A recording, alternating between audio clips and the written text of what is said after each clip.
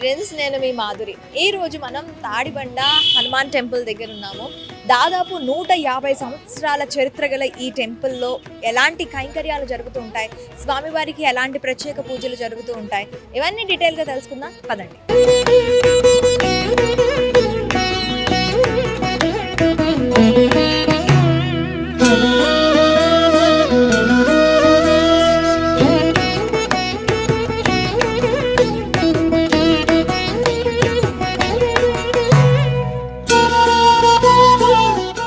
ప్రస్తుతం మనం తాడిబండ హనుమాన్ టెంపుల్‌లో ఉన్నాం. మనతో పాటు ప్రధాన అర్చకులు శంకర్రావు గారు ఉన్నారు. ఆయన్ని అడిగి ఇక్కడ అసలు టెంపుల్ హిస్టరీ ఏంటి, టెంపుల్ ఎప్పుడు ఇక్కడ ఇదైంది, ఎప్పుడు దీన్ని గుర్తించారు, ఇది డెవలప్మెంట్ ఎలాంటున్నాయి, ఇంకా ఇక్కడ ఎలాంటి కైంకర్యాలు జరుగుతాయి, స్వామివారికి ప్రత్యేక పూజలు ఎలాంటివి ఉంటాయి, ఇవన్నీ కూడా అడిగి తెలుసుకుందాం. నమస్తే అండి. సార్, ఇప్పుడు తాడిబండ హనుమాన్ టెంపుల్ అంటే చాలా ప్రఖ్యాత ఉన్నది. కాకపోతే ఇది ఎప్పుడు ఇక్కడ స్వామివారిని గుర్తించడం జరిగింది? ఇది మనకి స్వయంభూ అని చెప్పి అంటూ ఉంటారు. సో ఇది ఎప్పుడు దీన్ని గుర్తించడం జరిగింది? 1928లో మనకి స్వామివారు వెలిసినట్టుగా మనం గుర్తించాం. అయితే స్వామివారు ఏంటంటే వీరాంజనేయ స్వామిగా వెలిశారు. మనకి గణపతి పక్కన కనబడతాడు. గణపతి సహితంగా వీరాంజనేయ స్వామి ఇక్కడ వెలిశారు. అక్కడ నుంచి ఈ స్థలం అంతా ఏంటంటే వేరే వాళ్ళది. వాళ్ళు ఏంటంటే మేము దేవుడికే డొనేట్ చేస్తాము అని చెప్పి వాళ్ళు దేవుడికి డొనేట్ చేస్తే దాన్ని వచ్చిన రేకుల షెడ్ వేసి దాన్ని అట్లా అంచెలంచెలుగా అందరూ చందాలు వేసుకుంటూ ఈ రోజు నాడు ఈ గుడికి ఈ ఆకారాన్ని తీసుకొని వచ్చారు. ఇక్కడ స్వామివారికి ఏంది అని అంటే శనివారం, మంగళవారం ప్రత్యేక పూజలు చేస్తాము. అట్లానే ప్రతిరోజు కూడా స్వామివారికి అభిషేకము, సింధూర అలంకారము ఉంటుంది, పూల అలంకరణ కూడా ఉంటుంది. శనివారం, మంగళవారం ఏంటంటే బంగారు కవచం కానీ వెండి కవచం కానీ పెడతాము. దానికి తగినట్టుగా ఆ రోజు అలంకరణ అవన్నీ చేస్తాం అన్నమాట. ఆ రోజు ఏంటంటే స్వామివారికి ప్రసాదాలు, భోగాలు అవన్నీ ఉంటాయి. భక్తులు బుక్ చేసుకుంటారు. అట్లానే ఇక్కడ ప్రసాదము వితరణ, అమ్మకం ఉండదు. స్వామివారి ఎంతమంది భక్తులు వచ్చినా సరే వాళ్ళకి ఉచితంగానే ప్రసాదం పంచుతాము. అట్లానే ఏంటంటే ఇక్కడ ఎవరైనా సరే భక్తులు వాళ్ళ కోరికలు తీర్చాలి అని అంటే ముడుపు అని ఉంటుంది. ఇది నేను 38 సంవత్సరాలుగా ఈ గుడిలో చూస్తున్నా. అంతకుముందు నుంచి ఇది ప్రతీక. ఈ గుడి పుట్టిన దగ్గర నుంచి అదే కోరికలు జరుగుతున్నాయని. ఇక్కడ ముడుపు కట్టిన 40 రోజుల్లో స్వామివారు వాళ్ళ కోరిన కోరికల్ని తీరుస్తాడు అన్నది అది గొప్ప నమ్మకం. అట్లానే మేము చాలామందిని కూడా అట్లానే చూసాము. అట్లానే మండల ప్రదక్షిణాలు చేస్తారు. ఈ మండల ప్రదక్షిణాలు చేసేటప్పుడు ఏంటంటే 40 రోజులు ప్రదక్షిణం చేస్తే స్వామివారు వారి కోరిక తీరుస్తారు అన్నది కూడా ప్రతీక. మనం తెల్లవారు ఏంటంటే శనివారం, మంగళవారం అయితే 3 గంటలకు గుడి తీస్తాము. మిగతా రోజుల్లో 5 గంటలకు గుడి తీస్తాము. మనము గుడి తీసే టైంకి భక్తులు వస్తారు. 108 ప్రదక్షిణాలు చేసిన వాళ్ళు, 51 ప్రదక్షిణం చేసిన వాళ్ళు ఇట్లా ఉంటారు. వాళ్ళందరూ ప్రదక్షిణాలు చేసుకుంటూ స్వామివారికి వేడుకుంటారు. వాళ్ళు 40 రోజులు ప్రదక్షిణం చేసి పూజకు వచ్చేసరికి అయ్యా మేము ప్రదక్షిణం చేసుకున్నాము, మా కోరిక తీరింది అని మాతోటే చెప్పిన సందర్భాలు చాలా ఉంటుంది. అట్లానే మన జంట నగరాల్లో వాహన పూజలకి ప్రత్యేకత. ఈ వాహన పూజలు ఏంటంటే ఈ జంట నగరాల్లో ఎక్కడ కూడా వెహికల్ తీసుకున్నా సరే ఇక్కడికి వచ్చి కంపల్సరీగా పూజ చేసుకున్నాకనే వాళ్ళు బయటకు వెహికల్ తీస్తారన్నమాట. అది ఒక ప్రత్యేకత ఉన్నది.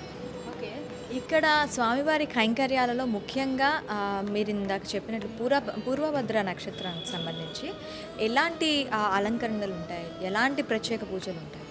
ఇక్కడ మనము స్వామివారికి ప్రతిరోజు ఉదయాన్నే అభిషేకం చేసిన తర్వాత మనము చక్కెర పొంగల్ కానీ, బెల్లం పొంగల్ కానీ, రవ కేసరి కానీ, దద్దోజనం కానీ ఉదయం నైవేద్యం ఉంటుంది. మళ్ళీ మధ్యాహ్నం 11:30కి ఆరతి ఇచ్చేటప్పుడు మళ్ళీ బెల్లం పొంగల్ కానీ, చక్కెర పొంగల్ కానీ నైవేద్యం ఉంటుంది. రాత్రికి మళ్ళీ నైవేద్యం, రాత్రి 8:30 గుడి బంద్ అయినప్పుడు. కానీ ప్రత్యేకంగా శనివారం, మంగళవారం నాడు 9 రకాల ప్రసాదాలు స్వామివారికి నైవేద్యాలు ఉదయం ఉంటుంది, మళ్ళీ మధ్యాహ్నం ఉంటుంది, రాత్రికి ఉంటుంది. పూర్వభద్ర స్వామివారి జన్మ నక్షత్రం. ఆ రోజు నాడు ఏంటంటే ఇంతకుముందు మామూలుగా ఉండేది, కానీ మనకి గుడి ఎండోమెంట్ తీసుకున్న తర్వాత వచ్చే ఈవో మనకి కన్వీనియంట్గా ఉండి స్వామివారికి పూర్వభద్ర నక్షత్రానికి కాబట్టి ప్రత్యేకంగా ఏదైనా మనం ప్రతి నెల చెయ్యాలి అని ఆమె చెప్పడము, మేము కూడా దానికి సరే అనడం వలన స్వామివారికి మన్య సూక్తం అంటే చాలా ఇష్టం.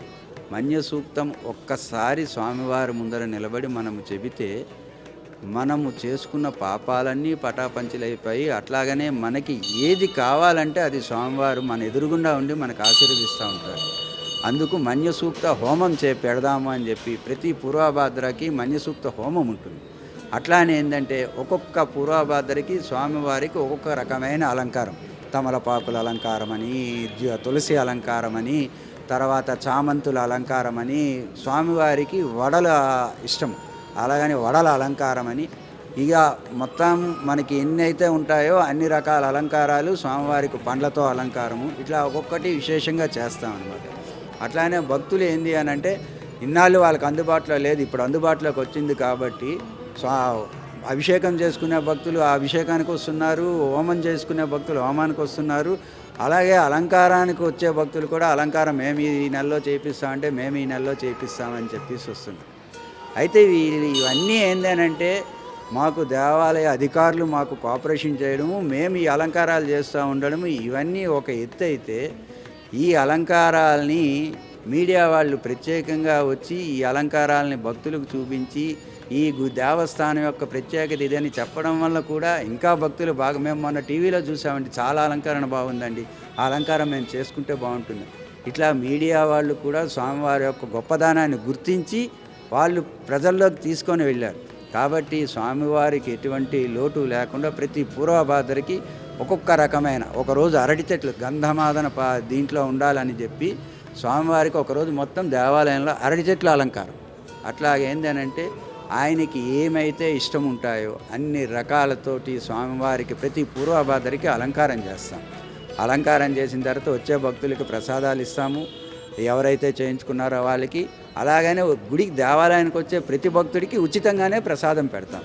ఇది ఈ దేవాలయం యొక్క ప్రత్యేకత.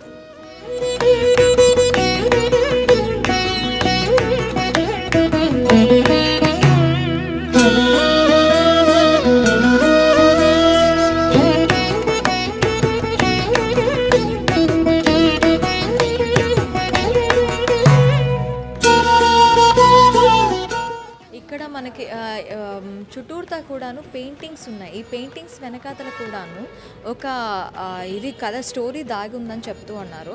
ఇవి సుందరకాండ నుంచి తీసుకున్న ఘట్టాలా, లేకపోతే వేరే ఎక్కడి నుంచైనా తీసుకున్న ఘట్టాలా? స్వామివారు జీవిత చరిత్ర అంటే జనరల్గా మనం ఆంజనేయ స్వామి అంటే రామాయణం అనుకుంటాం. ఎందుకంటే రాముడికి ఆంజనేయ స్వామికి ఉన్న అవినాభావ సంబంధం వల్ల ఏంటంటే ఆంజనేయ స్వామి రామాయణం అంటాం. కానీ ఆంజనేయ స్వామి జీవిత చరిత్ర పూర్తిగా తెలుసుకోవాలి అనుకున్న వాళ్ళు ఎవరైనా సరే పరాశర సంహిత అనే ఒక గ్రంథం ఉన్నది. ఆ గ్రంథము 18 వాల్యూమ్స్ ఉంటాయన్నమాట. ఆ గ్రంథంలోని చూస్తే మనకి స్వామివారి యొక్క మొత్తం జీవిత చరిత్ర మనకి తెలుస్తుంది. అట్లానే ఈ దేవాలయానికి వచ్చిన తర్వాత ఉష్ణవాహనం, ఉష్ణం అంటే ఒంటె, ఉష్ణవాహనము ఎందుకు పెట్టారని చాలామంది భక్తులు అడుగుతారు. ఉష్ణవాహనము స్వామివారికి వాహనము. ఎందుకు ఉష్ణ అనే చాలామంది ఏంటంటే గజవాహనం ఉంటుంది, హంసవాహనం అంటే ఒంటె, గజవాహనం ఉంటుంది, హంసవాహనం ఉంటుంది, గరుడ వాహనం ఉంటుంది. ఉష్ణవాహనం చూడలేదు. ఉష్ణవాహనం అంటే స్వామివారు ఆంజనేయ స్వామి అంటే వాయువేగం, వాయుదేవుడు పుత్రుడు వాయువేగంతో ప్రయాణిస్తూ ఉంటారు. ఆ వాయువేగంతో ప్రయాణించినప్పుడు నేను స్మరించుకుంటే స్వామివారు గాలిలో వచ్చిరాను, మనకు గాలి కనబడదు. అట్లానే స్వామివారు వచ్చి వెళ్ళిపోయారంటే నేను వెళ్ళిపోయాను అంటారు. కానీ గాలి మనకు కనబడుతూ స్వామివారిని మనం చూడలేము. అందుకు ఒక భక్తుడు ఆయన గురించి తపస్సు చేసి, స్వామి నువ్వు వాయువేగంతో వచ్చిపోతుంటే నిన్ను కనులారా వీక్షించాలంటే భక్తుడి వశం కావట్లేదు, కాబట్టి నువ్వు అతి నెమ్మదిగా నడిచే దీని మీద వస్తే, జంతువు మీద వస్తే, వాహనం మీద మిమ్మల్ని కనులారా తరిస్తాము అని చెప్పి భక్తుడు కోరుతాడు. ఆ కోరిక మీద అతి నెమ్మదిగా నడిచే వాహనము ఒంటె. అయితే మనం తాబేలు కూడా ఉంటుంది అని, అది కూడా నెమ్మదిగా నడుస్తుంది అని అందరూ కొంతమంది క్రాస్ చేశారు. కాకపోతే ఏంటంటే అది ద్విచరము, అవతల అటు ఉంటుంది, యువతలు ఇటు ఉంటుంది. కానీ ఈ ఒంటె అన్నది ఇటు పక్కనే, ఎంత ఇసుకలోనైనా సరే ఎక్కడైనా సరే నిదానంగా దాని యొక్క పద్ధతిగా అది చేసుకుంటూ వెళ్తుంది. కాబట్టి ఒంటెని వాహనంగా చేసుకొని స్వామివారికి కళ్యాణమైంది. కళ్యాణము అదేంది, బ్రహ్మచారి కదా అంటారు. ఎప్పుడైనా సరే మగవాడి జీవితంలో 3 దశలు ఉంటాయి. ఆ 3 దశలు ఏంది అనంటే బ్రహ్మచారి, గృహస్థ బ్రహ్మచారి, సంసారి. బ్రహ్మచారి అంటే పూర్తిగా పెళ్లి చేసుకునేవాడు, బూటక బ్రహ్మచారి అని కూడా అంటారు వాళ్ళని. గృహస్థ బ్రహ్మచారి అంటే పెళ్లి చేసుకుంటాడు కానీ సంసారం చేయడు అనమాట. స్వామివారు కూడా సూర్యదేవుడి దగ్గర విద్యను అభ్యసిస్తున్నప్పుడు నవవ్యాకరణాలు నేర్చుకోవాలంటే గృహస్థుడికి మాత్రమే చెప్తాము అని చెప్పి సూర్యుడు అంటాడు.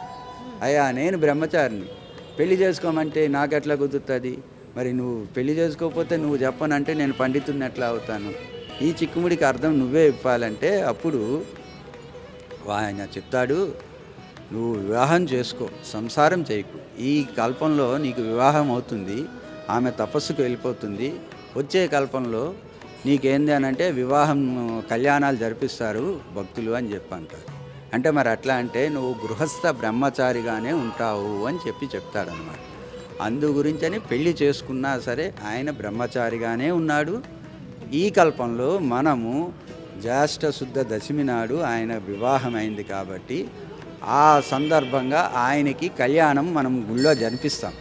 కాబట్టి ఆ భక్తుడు కోరిక మీద ఏంటంటే సువర్చలాదేవి, ఆంజనేయ స్వామి భార్య పేరు సువర్చలాదేవి, ఆమెను తీసుకొని సతీ సమేతంగా ఉష్ణవాహనాన్ని అధిరోహించి ఆ భక్తుడికి దర్శనమిచ్చి, ఇక నుంచి ఏ భక్తుడికైనా సరే నిన్ను స్మరించుకుంటే నువ్వు నెమ్మదిగా రావాలి కాబట్టి వాహనాన్ని అధిరోహించి రానాయనా అని చెప్పి ఆ భక్తుడి కోరిక మీదని ఉష్ణవాహనం మీద వస్తూ ఉంటాడు. ఇవన్నీ ఏంది అని అంటే మనకి పరాశర సంహిత అనే గ్రంథంలో ఉంటుందన్నమాట.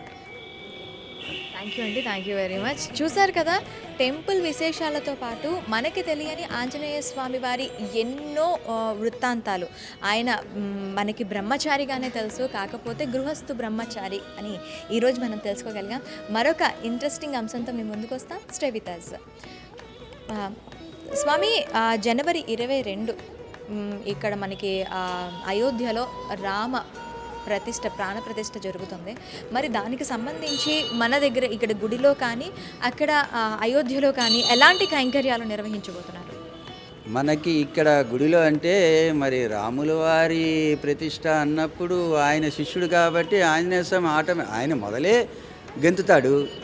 మరి గురువుగారి ప్రాణప్రతిష్ఠ అన్నప్పుడు ఇంకా శిష్యుడు ఆగుతాడా, ఇంకా గెంతుతానే ఉంటాడు.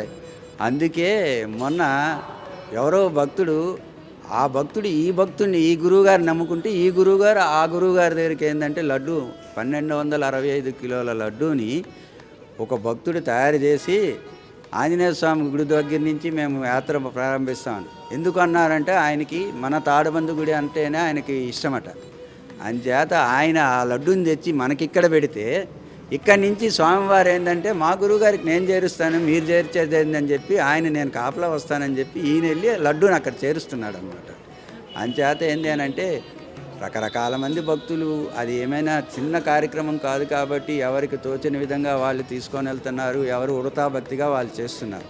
అయితే ఆ కార్యక్రమంలోని మా స్వామివారు మాకు ఆదేశించింది ఏంది అని అంటే మనందరం అనుకుంటాం మేము చేస్తూనే ఉంటాం, మనం చేయట్లేదు. ఆయన స్వామివారు మాకు ఇచ్చింది ఏంది అని అంటే, బాబు మా గురువుగారి ప్రాణప్రతిష్ఠ జరుగుతుంది, మన గుళ్ళో కూడా ఏదైనా చేయాలి కాబట్టి కార్యక్రమాలు పెట్టండి, ఏదైనా చేద్దాము అని మా గురువుగారు మాకు చెప్తున్నారంటే ఆయన డైరెక్ట్గా వచ్చి చెప్పరు, ఎవరి ద్వారా ఆదేశం వస్తుంది. మాకు ఆదేశాన్ని అనుసరించి ఆ రోజు ఏంటంటే ఉదయం ఈయనకి ఇష్టమైన మణిసూక్తంతో అభిషేకం, ఈయనకి బలం రావాలి కదా, మళ్ళీ గురువుగారి కార్యక్రమంలో డ్యాన్స్ చేయాలంటే ఈయనకి బలం రావాలి కాబట్టి ఈయనకి మణిసూక్తంతో అభిషేకం చేసి అట్లానే ఏంటంటే రామనామ సంకీర్తన చేసి అభిషేకం అవగానే రామనామ సంకీర్తన పెట్టి అట్లానే వాళ్ళ గురువుగారికి ఇష్టమైన తులసి దళాలతో ఈయనకి అర్చన చేసి అట్లానే సాయంత్రం ఏంది అని అంటే సుందరాకాండ సహితంగా రామనామ సంకీర్తన అని ఒక కార్యక్రమం పెట్టి ఆ కార్యక్రమాన్ని కూడా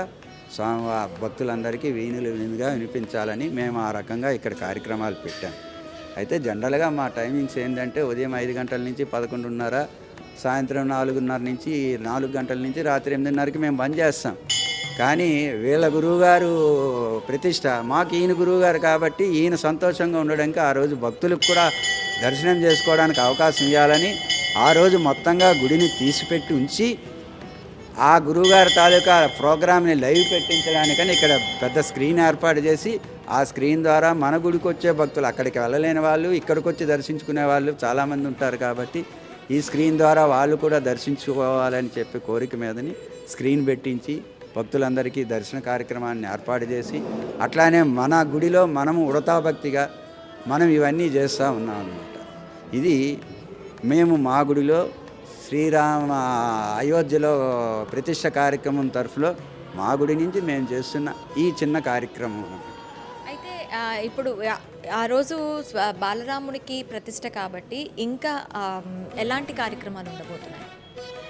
ఆ రోజు నాడు చాలామంది, అది మనము మాటలలో చెప్పాలనేటటువంటి కార్యక్రమం. అట్లానే నేను చెప్పడానికైనా మీరు అడగడానికైనా మనకే మాటలు వణుకుతున్నాయి. ఎందుకంటే ఆ నామం తలుచుకుంటేనే మనలో ఒక వైబ్రేషన్ వచ్చేస్తుంది. మనం అది ఏంది అని అంటే వరల్డ్ వైడ్గా జనాలు, ప్రపంచ భక్తులు వస్తున్నారు. దానికి కార్యక్రమాలకు ఒక్కొక్కటి చేస్తూ ఉన్నారు, ఒక్కొక్కరు ఒక్కొక్క రకంగా ఇది చేస్తూ ఉన్నారు. కాబట్టి ఇది నభూతే నభవిష్యత్ అన్నట్టుగా ఉంటుంది అని ప్రతి ఒక్క భక్తుడు నమ్ముతున్నాడు. కాబట్టి ఆ రేంజ్లోనే ప్రతిష్ట ఉంటుంది, అంతకి ఇంకా ఏమాత్రం తగ్గదు అని మా నమ్మకం. థ్యాంక్ యూ అండి, థ్యాంక్ యూ వెరీ మచ్. చూసారు కదా, జనవరి 22న ఇక్కడ కూడా అక్కడ పోటీ పడుతూ ఇక్కడ కూడా స్వామివారికి కైంకర్యాల్లో భాగంగా ప్రత్యేక పూజలు నిర్వహిస్తాము. అక్కడ ఏదైతే అయోధ్యలో ప్రాణప్రతిష్ఠ జరుగుతుందో ఆ ప్రాణప్రతిష్ఠకి సంబంధించి ఏదైతే పూజలు అక్కడ నిర్వహిస్తుంటారో వాటిని ఇక్కడి భక్తులు, అక్కడికి వెళ్ళలేని భక్తులు ఇక్కడికి వచ్చి లైవ్ స్క్రీన్ ద్వారా చూసే అవకాశాలు కూడా కల్పిస్తున్నామంటున్నారు. మరొక అంశంతో వస్తాం. Stay with us.